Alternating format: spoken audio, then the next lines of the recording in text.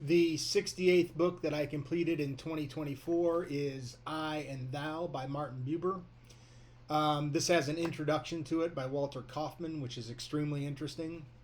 And in the introduction, Kaufman says that this is not a book that can be read once, that it is a book that must be read several times before it can be understood, even partially understood, and that Buber purposefully wrote it that way to slow the reader down and to make the reader contemplate everything that Buber is writing.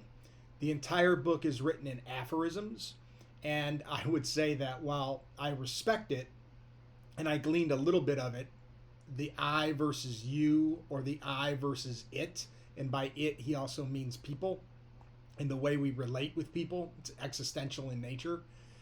It is not a book that when you are trying to read 78 books in 1 year, this is not a book to read in that process, because I don't have the time to study this book as much as necessary. And I did study it as much as I could through Googling, but this is really a book to probably read in a class with a professor or in a book club where you can rely on each other to understand different parts of the book and have it explained to you.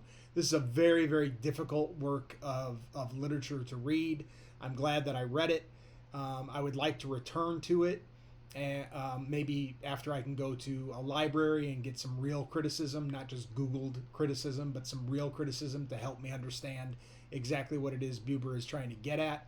But very, very interesting existential work, and has a lot to say about the church, has a lot to say about identity, has a lot to say about individualism, but has also a lot to say, the most to say, about the way we treat each other.